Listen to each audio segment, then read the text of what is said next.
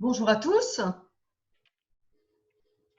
Bonjour et bienvenue à ce 4e webinaire qui est organisé par Espace Transition, qui est une école de formation de coach et d'accompagnement des dirigeants pour leur posture de coach.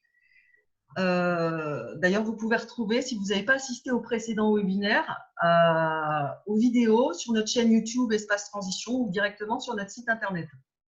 Alors tout d'abord, je vais vous donner quelques explications sur le fonctionnement de Zoom. Je vais couper votre son et j'ai coupé votre vidéo pour plus de fluidité de la prestation de Sophie tout à l'heure. Et vous avez la possibilité d'intervenir sur le chat avec le petit onglet « Converser » que vous avez en bas de votre écran. Et vous pouvez me poser des questions directement et Sophie, j'interviendrai auprès de Sophie pour qu'elle puisse vous répondre. Ben, je vais laisser la parole à Sophie qui est là, que vous voyez. Donc, bonne conférence à vous. Bonjour à tous. Donc, on a souhaité s'inscrire dans la continuité de ce parcours réflexion sur les ressources humaines pendant la crise sanitaire et de faire un petit point sur la partie qui va être plus technique, on va dire, sur les possibilités de complément de rémunération pour continuer à motiver les équipes et puis prendre en compte les particularités de cette période très particulière sur la crise sanitaire pour garder du lien et de la motivation, et la rémunération ou des compléments pécuniaires peuvent faire partie des liens et de maintenir un petit peu plus le lien avec les équipes. Donc, je vous propose, donc moi je suis expert comptable, donc voilà, gérante de la société Espace Transition, et c'est dans ce cadre-là, avec les compétences et ma casquette d'expert comptable, que j'interviens plus particulièrement ce matin. On va pouvoir commencer le premier slide. Donc, pour ceux qui ont déjà suivi les précédents webinaires, c'est un slide que j'ai repris, qui correspond au début de l'intervention de Sandrine Pinto la semaine dernière, sur en quoi percute la crise sanitaire, percute l'organisation du travail. Parce que pour moi, je m'appuie un petit peu sur tous les événements. Parce que ça me semble important de comprendre ce qui se passe avec les équipes et de trouver des solutions pour maintenir le lien. Donc, en effet, comment la crise impacte l'organisation du travail? Donc, en fonction des structures, il peut y avoir une mise en place du télétravail, la réduction du nombre de personnes sur site, une nouvelle répartition des activités.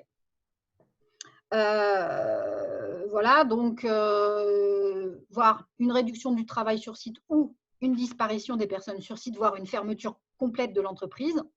Le télétravail, donc ça casse un petit peu les liens et ça nécessite une organisation différente, des liens différents. Ça perturbe forcément les équipes parce que c'est une nouvelle façon de travailler à laquelle on n'a pas eu le temps de s'adapter.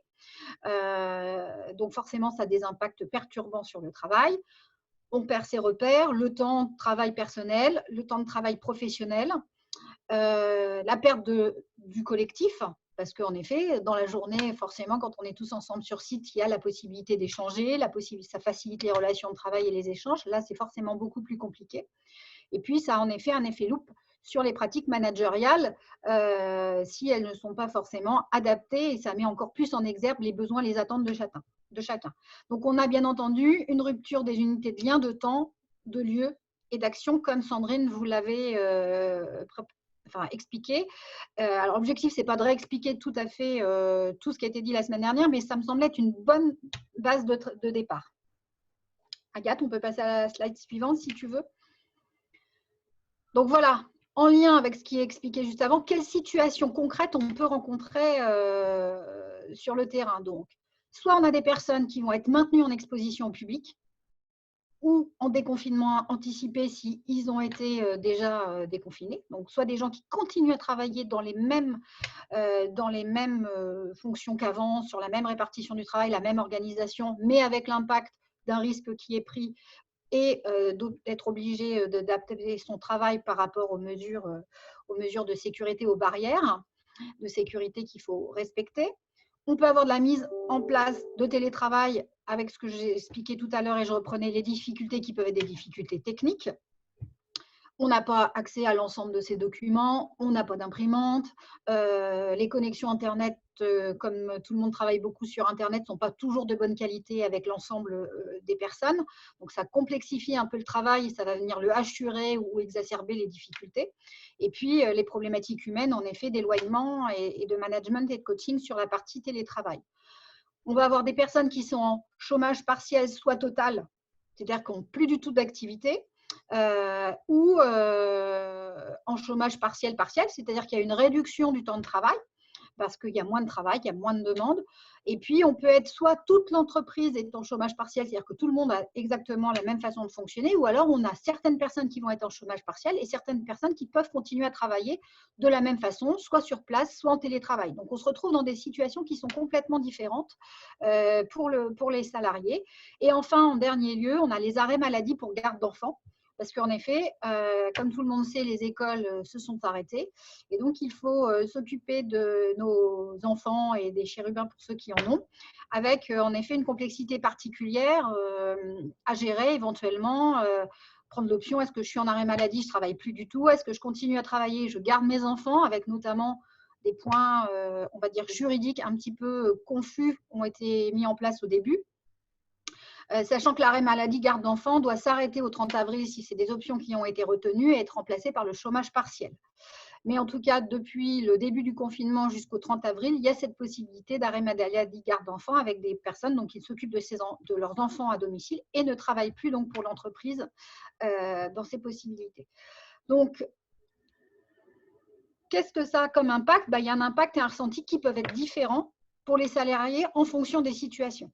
Donc, on a des salariés qui peuvent avoir des pertes de salaire, on a des salariés qui peuvent se sentir une exposition particulière au risque, et puis peuvent naître des sentiments d'injustice ou d'inégalité parce que dans la même entreprise, ou même d'une entreprise à l'autre, les salariés ne sont pas dans la même situation et peuvent avoir un ressenti très différent sur le sujet en fait. En disant, moi, je suis confinée, j'aimerais bien travailler. Ceux qui travaillent aimeraient peut-être être confinés. On a une possibilité d'incompréhension des situations des autres. Donc, ça nécessite toujours de réfléchir à comment les situations peuvent être prises et comment on fait pour tenir compte de chaque situation et ne pas opposer les différentes situations les unes aux autres. Agathe, on peut passer à la… Merci. Donc, que peut faire l'employeur? Je pense que la première chose, c'est d'identifier les impacts pour chacun. Pour être bien conscient, c'est de prendre conscience de l'impact de la situation pour ses équipes. Alors, forcément, on a l'impact de la situation pour soi-même. Moi, je suis moi-même chef d'entreprise. Forcément, on a des craintes pour la survie de son entreprise, pour faire rentrer pour des raisons économiques, pour comment je vais faire pour la redémarrer, etc. Mais il y a aussi la gestion et une des fonctions importantes de l'employeur, ça reste quand même de gérer ses équipes et leur motivation. Donc, pour ce faire, je pense qu'il faut identifier les impacts pour chacun. Donc, est-ce que c'est une prise de risque? Est-ce qu'ils vont avoir une perte de rémunération? Est-ce qu'ils vont avoir des craintes de perdre leurs emplois? Est-ce que s'ils sont en télétravail, ils ont des frais supplémentaires et qu'est-ce que je fais pour compenser ces frais supplémentaires? Est-ce que ceux qui ne travaillent pas vont avoir un sentiment d'impuissance ou d'inutilité? Voilà, d'essayer de comprendre la façon dont les équipes, en fonction de leur situation, vont ressentir les choses. Donc, première étape, j'identifie, j'essaye de comprendre l'impact pour chacun et de ne pas les opposer les uns aux autres. Toujours, et c'est ce que disait Sandrine la semaine dernière, et je pense que c'est important pour éviter d'opposer les uns aux autres, de reconnaître la contribution de chacun. Donc, une fois qu'on a identifié l'impact et qu'on a pu prendre conscience de l'impact sur chacun, donc de reconnaître que chacun fait un effort. En effet, être en chômage partiel, c'est du subi. Et l'effort qui est fait par la personne, c'est d'avoir une perte de niveau de rémunération. Donc, c'est un effort quand même s'il n'y a pas d'effort de travail. C'est un effort pour la santé sanitaire du pays, la bonne santé économique de l'entreprise, parce que l'impact du chômage partiel, il y a un coût qui est quasiment nul pour le chef d'entreprise en termes de masse salariale, parce que c'est pris en charge en totalité par l'État.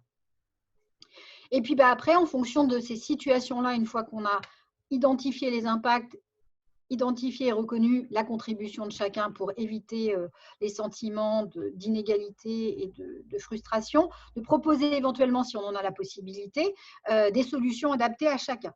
Donc, voir la possibilité d'adapter sa politique de rémunération, de prévoir des compensations en fonction des situations.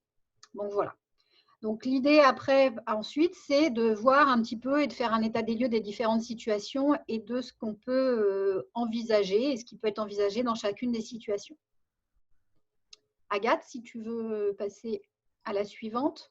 Donc, j'ai repris les 4 situations que j'ai évoquées tout à l'heure.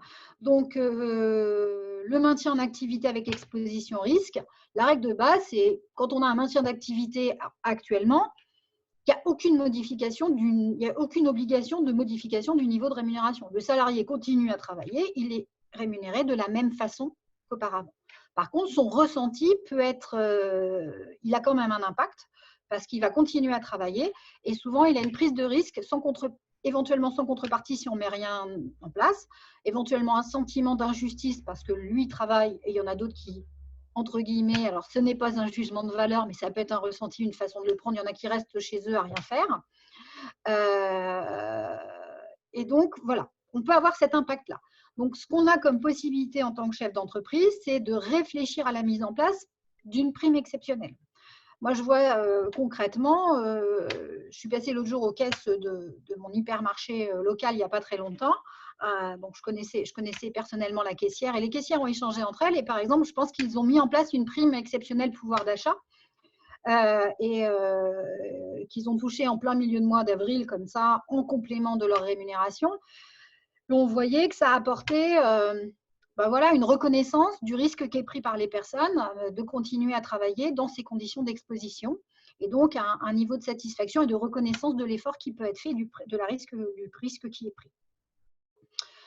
Pour le télétravail, donc c'est pareil, il n'y a aucune modification du niveau de rémunération dans la mesure où la personne, elle travaille à plein temps.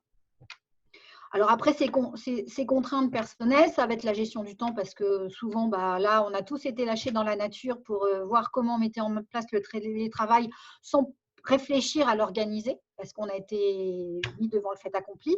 Donc, c'est vrai que ça a été un petit peu, je pense, difficile et ça l'est encore. On a des contraintes techniques, comme je le disais tout à l'heure, et des contraintes qui peuvent être personnelles avec la gestion des enfants et d'avoir à gérer en même temps et son activité professionnelle et les activités personnelles à la maison avec toutes les contraintes techniques qui peuvent se mettre en place.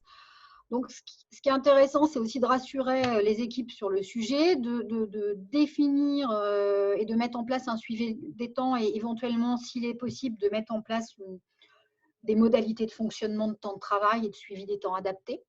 Faire en sorte que les personnes ne travaillent pas tout le temps et à n'importe quel moment. Il y a eu des jours fériés, il y en aura encore. On ne travaille pas au moment des jours fériés. On ne travaille pas forcément le soir, la nuit, etc. Donc, essayer de rappeler ces choses-là. Recadencer la semaine. Il y a des samedis, il y a des dimanches. C'est vrai que comme on est tous confinés, on ne se rend plus compte de quel jour on est.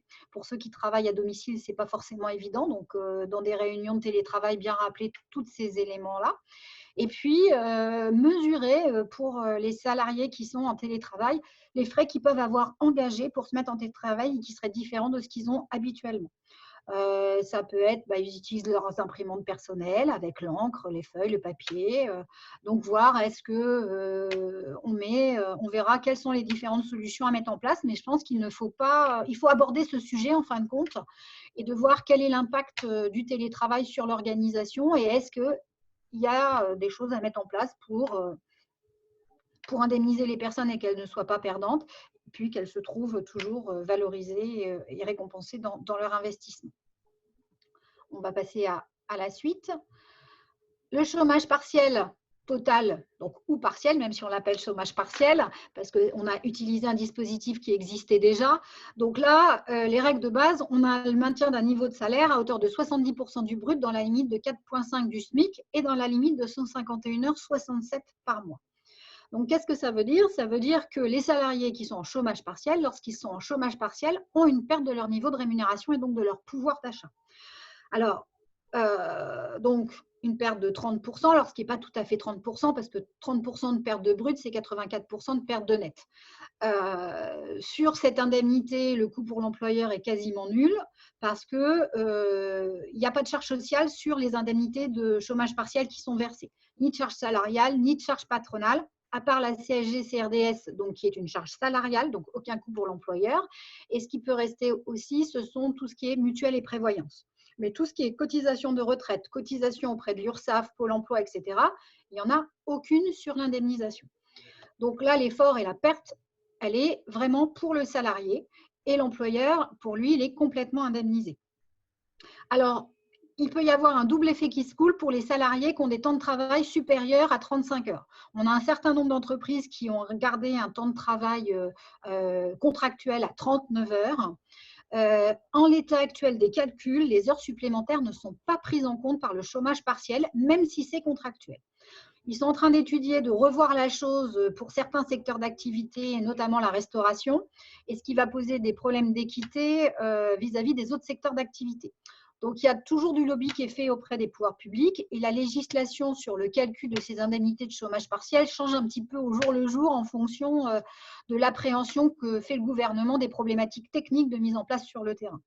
Donc, en l'état actuel, et de toute façon, je pense qu'il s'est fait pour le mois de mars, les heures supplémentaires n'ont pas été prises en compte en maintien, même quand elles étaient contractuelles et que les salariés avaient un contrat de travail à 39 heures et non à 35 heures. Ils n'ont été indemnisés qu'à hauteur de 35 heures. Ce qui va augmenter encore pour les personnes et les salariés qui sont dans ce cas-là, la perte de rémunération. Donc l'impact pour eux, perte de rémunération, concrètement, sentiment d'inutilité, d'isolement, et puis peut-être crainte sur le démarrage, quand est-ce que ça va redémarrer, et est-ce que ça va redémarrer, est-ce que l'activité va reprendre, et on a forcément des sentiments d'inquiétude de la part de ces salariés. Donc, que peut faire l'employeur? Eh bien, il y a la possibilité de faire un complément de rémunération pour maintenir le niveau de pouvoir d'achat. Pour moi, c'est un geste fort, je pense que c'est un geste fort de prise en considération de la situation personnelle des salariés. Alors, bien entendu, il faut que la société et l'entreprise soient en capacité de le faire, parce que bien entendu, elle a ses propres difficultés économiques. Il faut savoir que, et on y reviendra tout à l'heure, les compléments de rémunération apportés par l'employeur entre 30 et 100% de la rémunération ne sont pas non plus soumis à charge sociale. Donc, le coût unique pour le chef d'entreprise, c'est le montant qu'il va donner à son salarié. Il n'aura pas d'URSSAF, il n'aura pas de retraite sur ni le chômage partiel, ni le complément qu'il aura fait de la rémunération. Toujours malheureusement à l'exception des heures supplémentaires pour la partie des heures supplémentaires contractuelles et non contractuelles par ailleurs. Donc, dernier point qu'on peut rencontrer, les arrêts maladie pour carte d'enfant. Donc, on a une prise en charge à hauteur de 50% par la sécurité sociale et un complément par l'employeur qui va porter le complément à 90%, quelle que soit l'ancienneté du salarié. Parce qu'en effet, normalement, le complément de rémunération est limité quand les salariés ont plus d'un an d'ancienneté.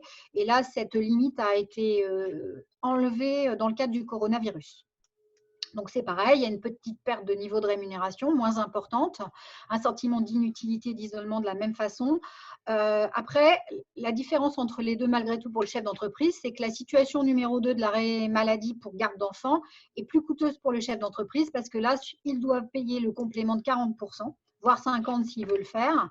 Et sur ce point-là, il y a des charges sociales et la prise en charge est donc moins importante que pour le chômage partiel et ça lui coûte donc un petit peu plus cher à l'employeur. Donc, ce que je voulais vous proposer, s'il n'y a pas de questions à ce stade, c'était de regarder quelles solutions et à quel coût dans chacune des situations. Donc, ce que j'avais abordé comme possibilité, c'est la prime exceptionnelle. Donc, la prime exceptionnelle, c'est une possibilité de faire un complément de rémunération pour les salariés qui sont peut-être en télétravail ou qui sont sur place avec du risque et pour lequel on souhaite faire un effort pécunier pour les remercier de leur investissement, enfin les remercier, apporter de la considération à l'investissement qu'ils font. Au-delà, qui n'empêche pas la considération personnelle, mais aussi pécuniaire. Donc, pour ce faire, il y a la possibilité de mettre en place une décision unilatérale de l'employeur, de mettre en place avec une prime de 1 000 € qui peut aller jusqu'à 1 000 € par salarié. Voire 2 000 €. En fin de compte, cette prime, c'est la continuation de la prime pouvoir d'achat qui avait été mise en place l'année dernière dans le cadre des Gilets jaunes. Donc, elle avait déjà été renouvelée avant la crise du Covid-19 par Emmanuel Macron, avec une condition qui était la mise en place d'un accord d'intéressement en complément et l'accord d'intéressement pour 1 an. Je pense que l'idée des pouvoirs publics était d'essayer de pérenniser donc, les primes pouvoir d'achat avec des faibles coûts dans les petites entreprises qui ont très peu recours à ces systèmes de rémunération de type intéressement ou accord de participation aux bénéfices. Donc l'idée, je pense que des pouvoirs publics, c'était de inciter les chefs d'entreprise à mettre en place ces accords d'intéressement et pour permettre de rémunérer de façon pérenne sur des faibles charges, avec de faibles charges sociales, leurs collaborateurs. Donc, dans le cadre de la crise du Covid-19, cette prime exceptionnelle est possible du coup à 1 000 € sans mise en place d'accord d'intéressement. Donc, elle est tout à fait facile à mettre en place, juste une décision unilatérale de l'employeur est nécessaire. Et si on veut la porter à 2 000 €, et ben dans ces cas-là, il faut mettre en place l'accord d'intéressement. C'est la particularité qui a été mise en place pour le Covid-19. Donc, soit 1 000 € par salarié, alors jusqu'à 1 000 €, parce qu'on peut très bien choisir de mettre 100, 200, 300, on n'est pas obligé d'aller jusqu'à 1 000 €. On choisit le niveau de rémunération que l'on va apporter. Et puis voilà. L'inconvénient de tous ces dispositifs, entre guillemets, qui ne sont pas soumis à charge sociale, donc qui ont un impact limité, c'est-à-dire que quand vous décidez de donner 500 €, ça coûte 500 € à l'employeur. Il n'y a aucune charge sociale sur ce montant-là et il n'est pas non plus fiscalisé pour le salarié. Mais cela n'est applicable que si on a une égalité de traitement avec une décision unilatérale de l'employeur. Ça veut dire qu'il faut que ce soit applicable à l'ensemble des salariés ou à l'ensemble d'une catégorie de salariés. Si vous choisissez de faire des primes individuelles pour tel et tel salarié sans règle commune, là, dans ces cas-là, c'est une prime normale exceptionnelle soumise à la charge sociale, salariale, patronale et imposable à l'impôt sur le revenu. Voilà pour cette partie-là. Alors, une autre solution sur l'indemnisation des frais engagés. Donc, je pensais plus particulièrement à cette partie-là sur justement le télétravail et le fait que certains salariés ont engagé des frais personnels, électricité, forfait de téléphonie, Internet, cartouche d'encre s'ils utilisent leur imprimante personnelle, achat d'imprimante. Donc voilà, il est tout à fait envisageable de prévoir le remboursement et je pense qu'il faut aborder ce sujet avec les salariés et pas attendre que ce soit eux qui fassent cette demande-là. Ils ont forcément des coûts et des impacts personnels d'utilisation de leur forfait. Alors peut-être, c'est vrai que mettre en place des téléphones d'un seul coup, dans le cadre du télétravail, ça a été compliqué et pas possible.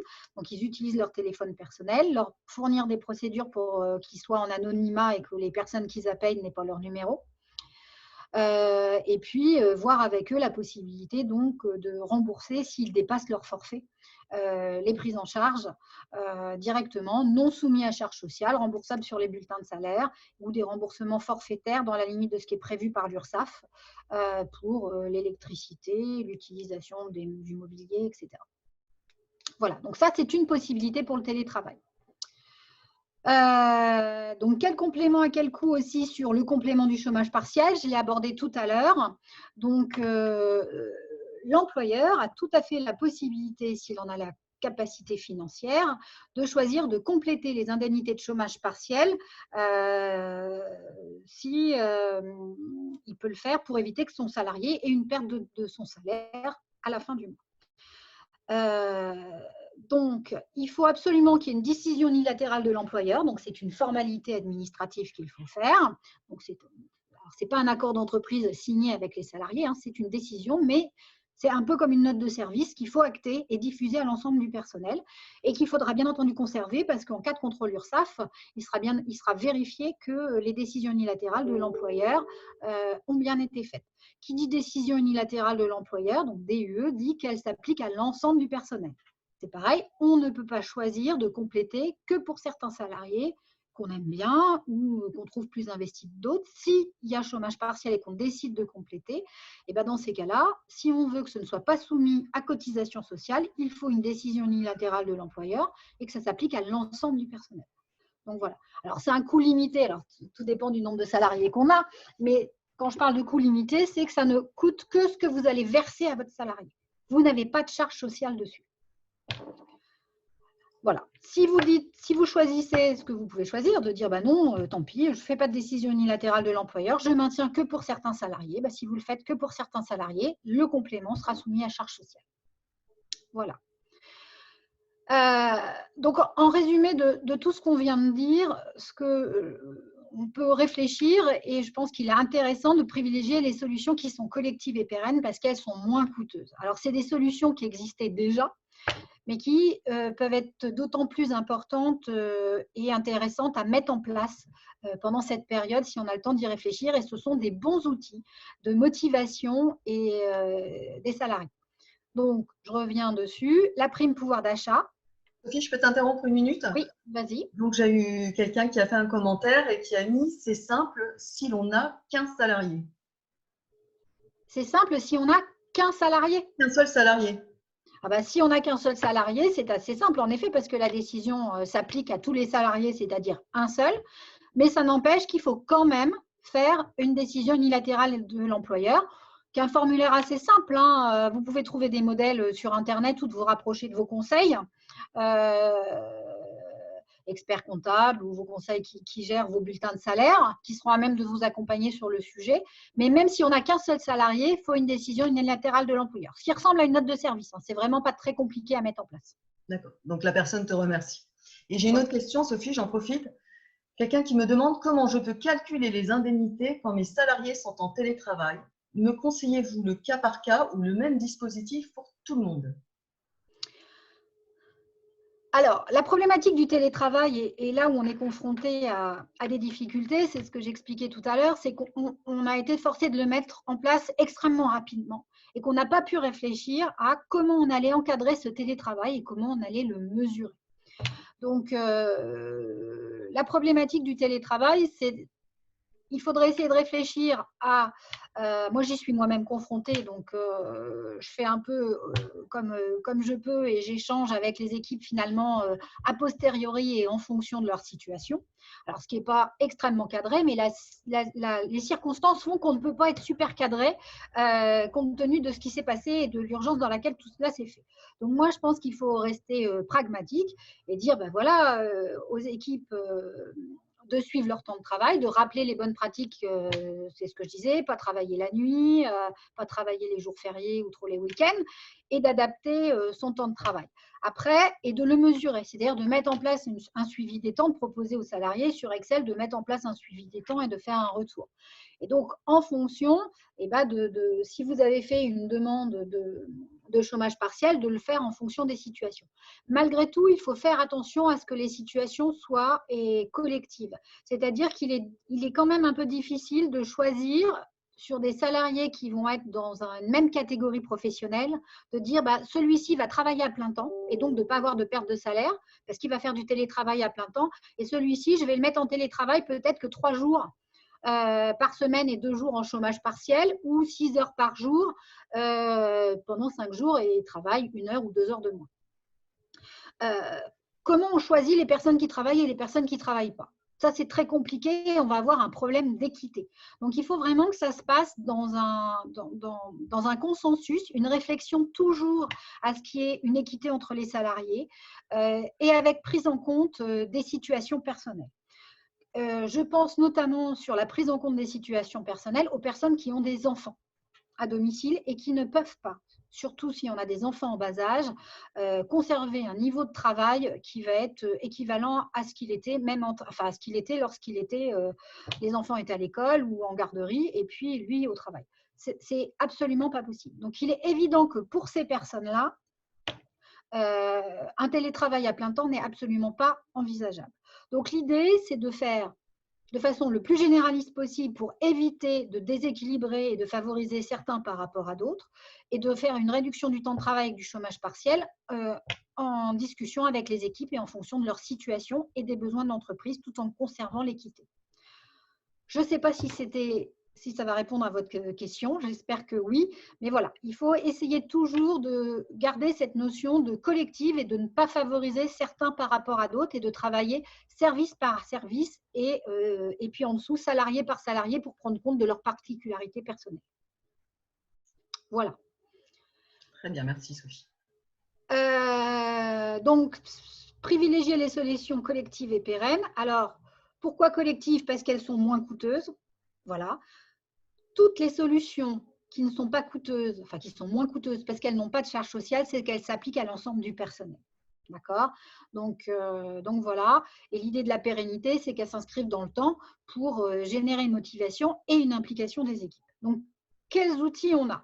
On a cette prime pouvoir d'achat qui existait déjà depuis l'année dernière des Gilets jaunes, qui avait été reconduite avec une forte incitation à mettre en place l'item du dessous, l'intéressement, qui finalement a été redébloqué pour les 1 000 € sans mise en place de l'intéressement, versable jusqu'au 31 août. Ça sous-entend que peut-être, si vous ne souhaitez pas la mettre en place parce que vous êtes en arrêt total d'activité, cette prime de 1 000 €, si vous allez solliciter vivement vos équipes avec beaucoup plus d'investissement au moment de la reprise, bah, peut-être que vous pouvez l'utiliser à ce moment-là. Ou alors, elle est utilisable parce que vos équipes sont restées travailler, sont toujours très motivées, travaillent un peu plus, et il y a la possibilité de mettre cette prime en place. Cette prime ne peut pas remplacer une rémunération normale. Elle ne vient pas remplacer des heures supplémentaires qui auraient été faites. On ne peut pas, à la place de payer des heures supplémentaires faites, mettre une prime pouvoir d'achat.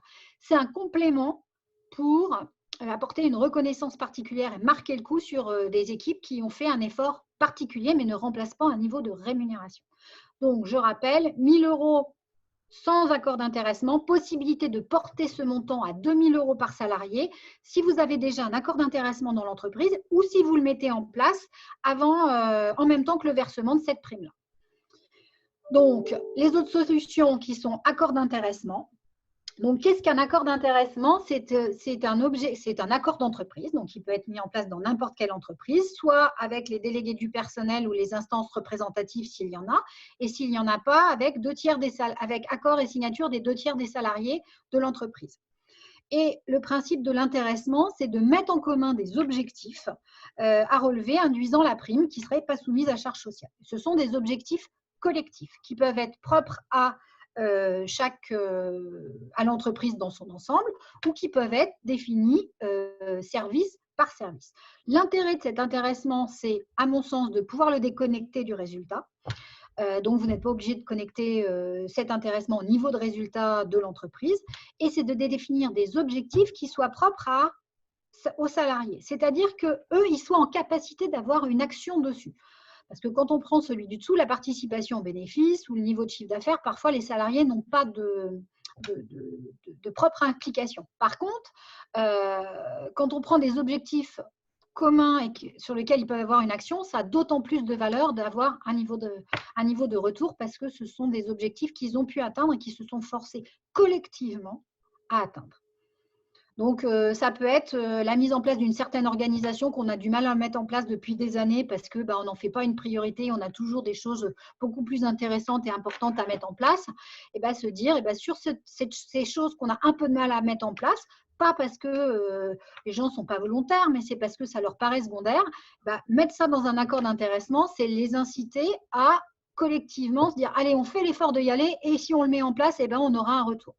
Moi, personnellement, j'ai mis ça en place sur des choses sur lesquelles mes équipes ont du mal à aller, sur des nouveautés technologiques, la mise en place de la numérisation des documents qui n'enchantent pas forcément les équipes. Ça fait partie d'objectifs qu'on a mis en place pour pouvoir, un, maintenir la prime pouvoir d'achat sur l'année et deux, se forcer collectivement à mettre en place des nouvelles organisations avec le nouveau mode de travail qui se met en place sur lesquels on a du mal à aller par ailleurs sans ça. Alors, je ne sais pas si ça marchera, mais ça a été un petit peu l'objectif et l'opportunité de mettre ça en place et d'essayer collectivement de se forcer en disant si j'y vais pas moi, les autres n'auront pas la prime. Donc, c'est quand même un peu compliqué que je sois responsable du fait que mes camarades ou mes collègues n'aient pas cette prime-là. Donc, je pense que c'est une incitation intéressante.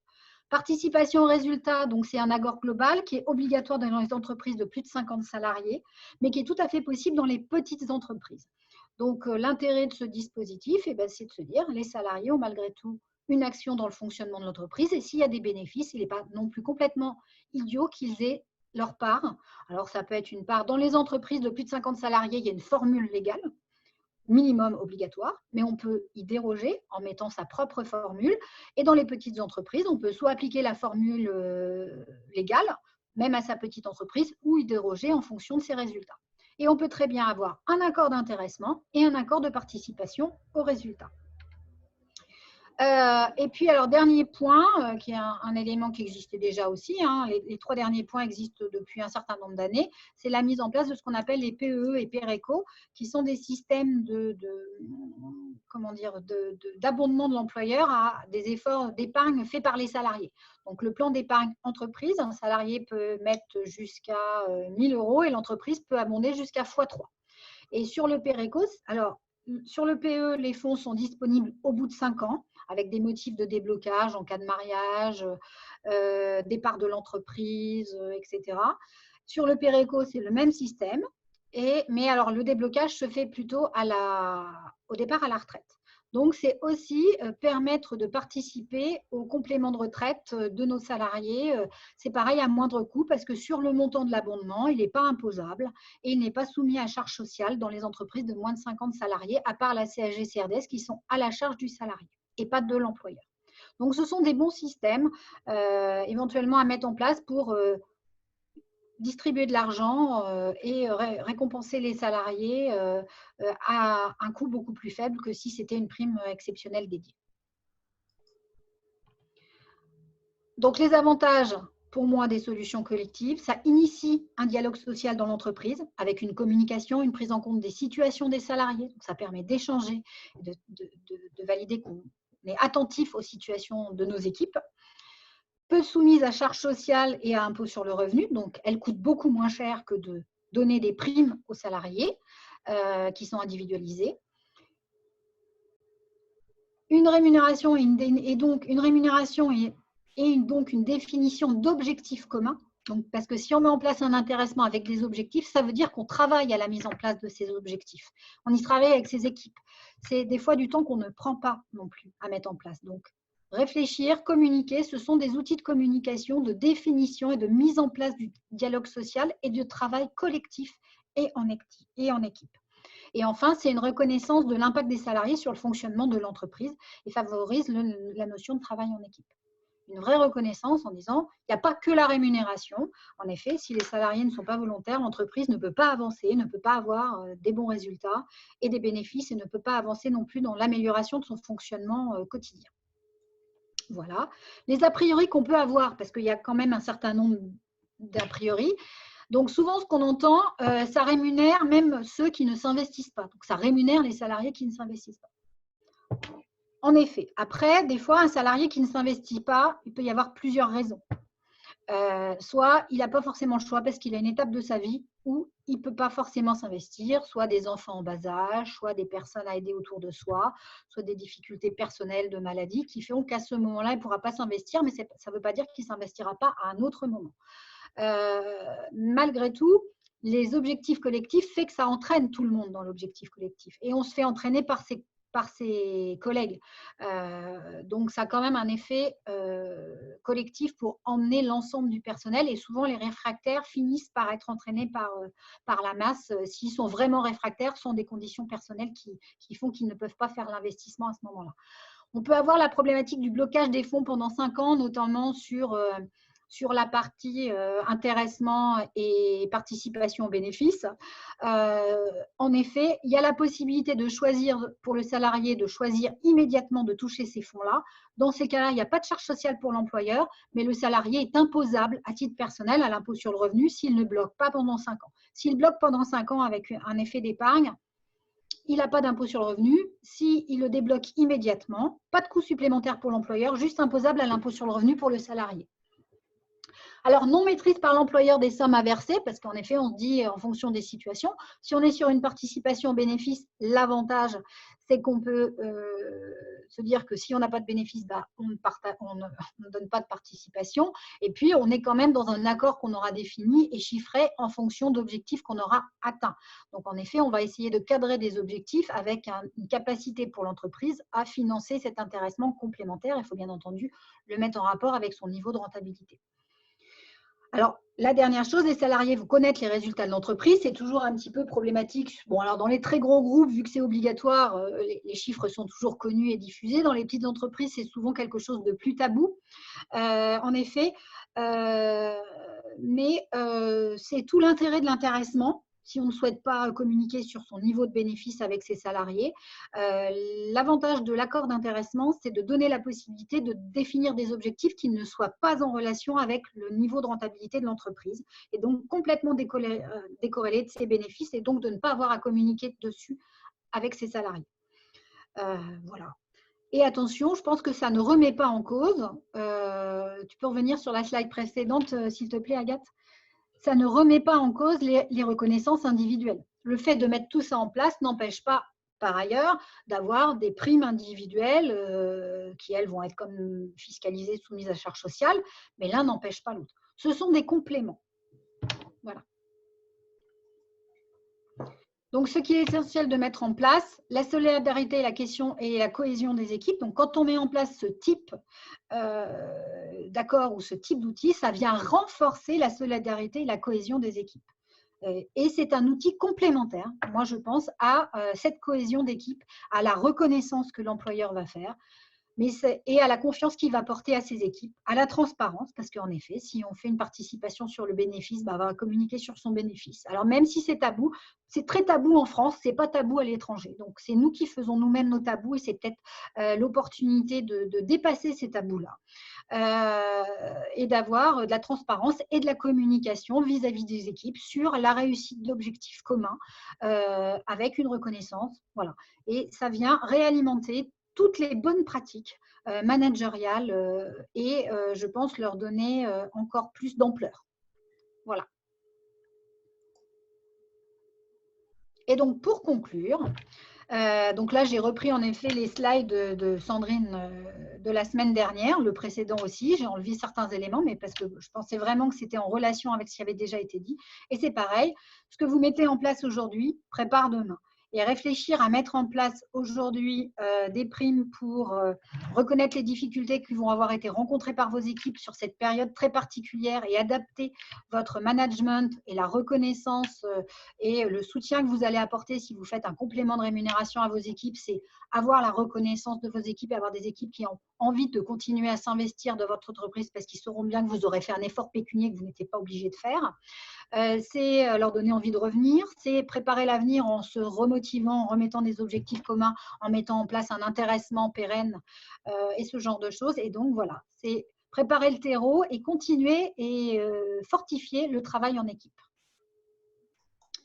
Voilà, et puis pour vous renseigner, alors je rajouterai quelques petits liens parce que je n'ai pas pensé à le faire, mais n'hésitez pas à vous faire accompagner, j'en profite pour faire la promotion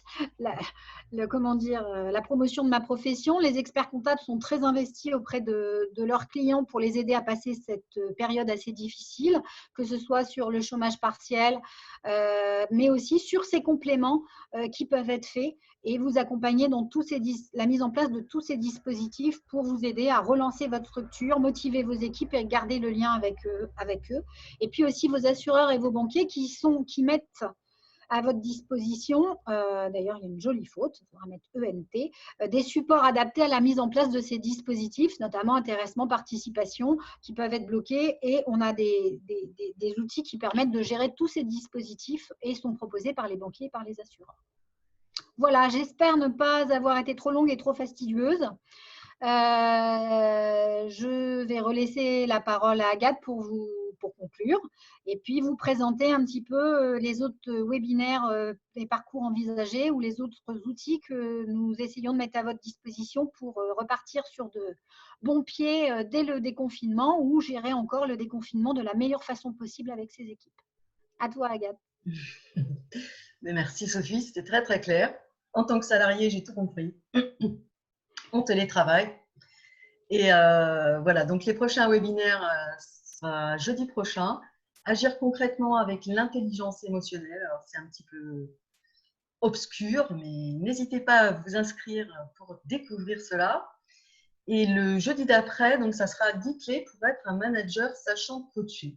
Voilà, c'est un petit peu apprendre aux managers, aux responsables, ressources humaines, aux dirigeants, de se mettre en posture de coach pour manager leurs équipes. Donc, vous pouvez retrouver les anciens webinaires et vous inscrire sur les prochains. Ça sera sûrement nos derniers webinaires solidaires, comme on appelle ça, sur notre site Espace Transition Webinar. Et vous pourrez vous connecter à notre chaîne YouTube aussi à partir de là pour visualiser les précédents webinaires très intéressants aussi sur le maintien du lien avec les équipes, gérer le confinement. Et le dernier, c'était, Sophie, j'ai un petit trou de mémoire, c'était les dispositifs un petit peu de télétravail, hein, c'est ça. Nous organisons aussi un atelier de co-développement avec Sandrine Pinto, qui est psychologue du travail. Et vous pouvez aussi retrouver cet atelier de co-développement sur le site internet ou sur LinkedIn ou Facebook. Voilà. J'espère que j'ai été claire. Sophie, tu as peut-être quelque chose à rajouter? Oui, je pense qu'il peut être intéressant pour ceux qui le souhaitent d'aller regarder ce que sont les ateliers de co-développement, qui sont des échanges de pratiques professionnelles dans un cadre voilà, encadré par une psychologue du travail pour essayer de déployer et de mettre en place des outils particuliers dans son entreprise et de prendre le temps et d'échanger avec les bonnes pratiques de ses camarades de promotion pour améliorer et adapter le mieux possible ses pratiques managériales, ce qui est malgré tout toujours très difficile, c'est la problématique de la solitude du chef d'entreprise, et les ateliers de co-développement sont vraiment là, je pense, pour nous aider à échanger et à améliorer nos pratiques professionnelles dans le cadre d'un échange, sachant qu'il est toujours très difficile d'être en position de chef d'entreprise seul à prendre les décisions. Donc, c'est vraiment des outils pour permettre à chacun de s'améliorer sur ces pratiques-là, dans cet atelier-là managérial, et qui pourront être développées dans d'autres thématiques tout à fait différentes. Mais on profite de la période de confinement pour essayer de lancer cette nouvelle pratique professionnelle qui, je pense, est très adaptée à la solitude et aux problématiques du chef d'entreprise qui doit être un mouton à 5 pattes et qui a des qualités dans certains domaines et plus fragile dans d'autres. Et en participant à ces ateliers peut améliorer les thématiques sur lesquelles il peut avoir quelques lacunes ou quelques difficultés et améliorer sa pratique professionnelle voilà, en échange avec des personnes compétentes ou des personnes qui sont dans la même situation que lui. Donc évidemment, ils commenceront par être en ligne. Ça serait organisé de cette façon pendant le confinement, et après, si on est autorisé, ça sera plus en présentiel, si possible. Voilà. N'hésitez pas à aller regarder, soyez curieux, c'est peut-être l'avantage, si on a un petit peu de temps de cette période de confinement pour améliorer nos pratiques professionnelles de chef d'entreprise. Merci Sophie, merci à tous. Continuation à tous. Et on vous souhaite une bonne journée. Au revoir. Au revoir.